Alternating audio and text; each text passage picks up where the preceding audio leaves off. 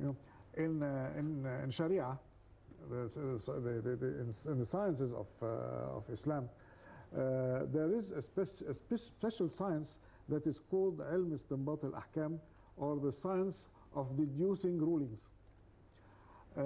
This is a very elaborate science, and usually its books begin with defining the qualifications of the persons who are entitled to approach this very, very critical issue. And when you look at the qualifications that are required, or the required qualifications, you will discover that maybe one every 1,000 persons, or one of every 10,000 persons may qualify to approach this issue and start interpreting the rulings of the Holy Quran or the Hadith of Prophet Muhammad ﷺ.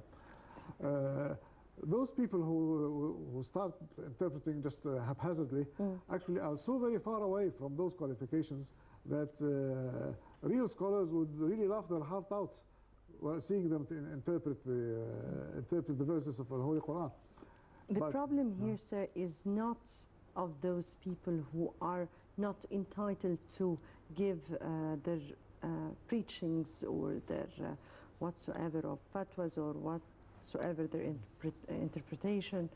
The problem is, how do they get to convince and even make the people they are teaching very much to believe in the words and to carry on with their own preachings and their own interpretation to the verses of Quran or the religion.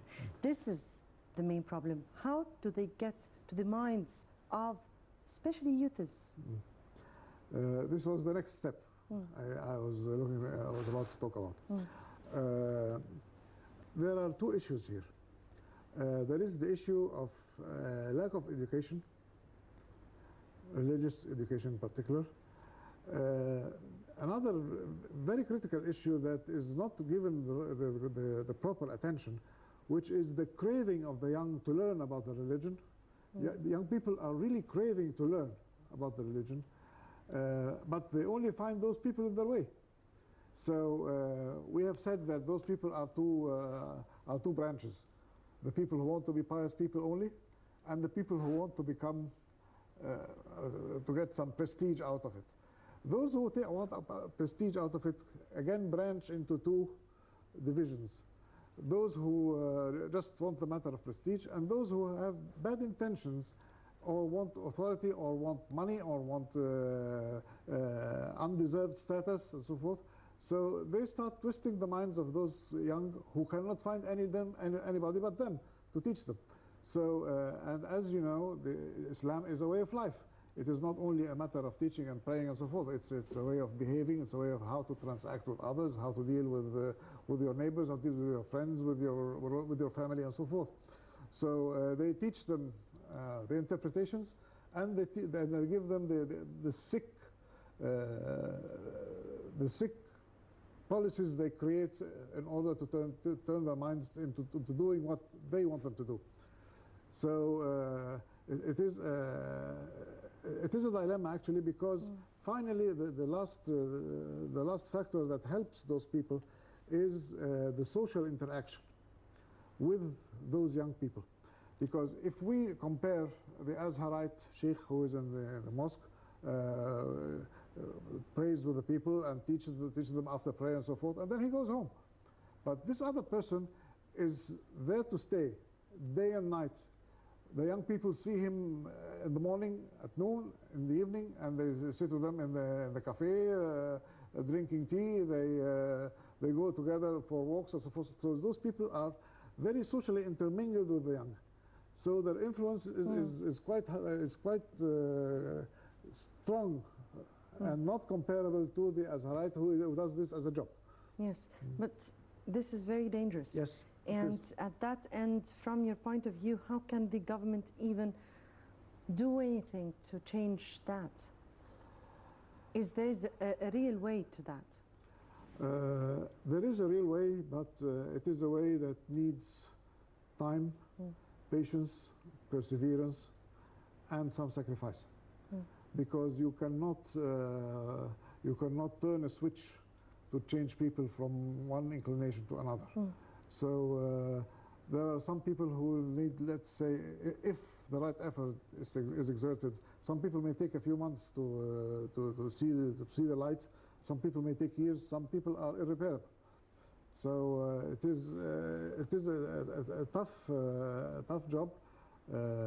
Needs people who are really willing to sacrifice, and this kind of sacrifice cannot be anything but sacrifice for earning God's love and mercy and blessing, because there is no worldly return that can compensate them for the sacrifices they will have to face. I have here, I don't know if we have time, but I really have to speak about this particular point. Religion and politics.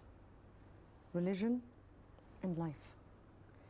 And we cannot really separate and say that religion can't go along with life, because there is many in religion what makes life go on. So really, how can both go in parallel without putting religion as a concept for having power, or for a certain interest or purpose, or using religion for a certain purpose, and people are deceived with the concept that this is for God, this is for the religion, this is for the benefit of the religion and the welfare of this religion.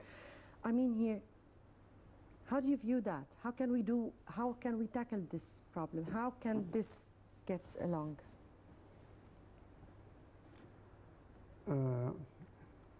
There is a fundamental principle in Islam which is known as, or defined in English as, the intention, an-niyyah. And intentions actually are the backbone of any action or any utterance that a Muslim does. So the solution to a problem, madam, is that the leader should have the intention of the good of the people, and in the meanwhile should have the intention of earning God's love and blessing. So if these are not the intentions of the leader, and the leader has different intentions that are worldly related, then we have the situation you are talking about. So what this really requires is two parties, the leader and the led. The led should be aware enough, and the leader should be pious enough. Without that, a leader with good intentions without a controlling led can very easily go astray. And if the people are well aware, but the leader is not the right person, then it's chaos. Or he's deposed. So it goes back to the very fundamental thing of intention, and it closes or encompasses all that we have said before: family education, school education, reading, being awareness, exploring various alternatives, exploring various opinions, and trying to reason out what is right and what is wrong, and what is meant to be a road to happiness, and what's meant to be a road to achieving objectives of another person. Exactly. It ends up this way. Exactly, but unfortunately we are dealing here with not only the leader and the led, but rather groups. And it has happened to emerge since some years, not from now. It has happened to emerge since more than a decade.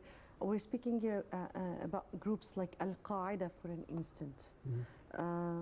and all related jihadist factions that emerged from it, including what we're hearing about, like Daesh and all these groups nowadays. And it's not just about the leader, but it's about this group that emerged out of the blues. And I'm speaking about out of the blues, because where were those people in the first place before? We don't know anything about them. How are they able to control the people they or those who get within the group? Okay, let's take Al-Qaeda, for example.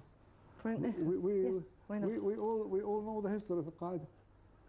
Al-Qaeda was created by a certain superpower to defeat another superpower who has invaded a certain country. So we are talking politics, we are talking interests, we are talking economics, economies that are usurped. We are talking peoples that are deprived of their rights. Again, it's all a creation of evil under the pretext of good. Exactly. Exactly. Dr. Mohamed Al-Khafif, Islamic researcher, thank you very much for being with us tonight. Thank you very much for inviting me. Thank you. It's a pleasure. Thank you very much. Dear viewers, just before getting here to the end, but let me say that poverty and illiteracy, these are two challenges, or the most threat that a country can be threatened by. If we can overcome those two challenges, then we can overcome lots and lots of other challenges. Many thanks for watching. Tomorrow will be another episode with another contentious debate and another colleague. Good night.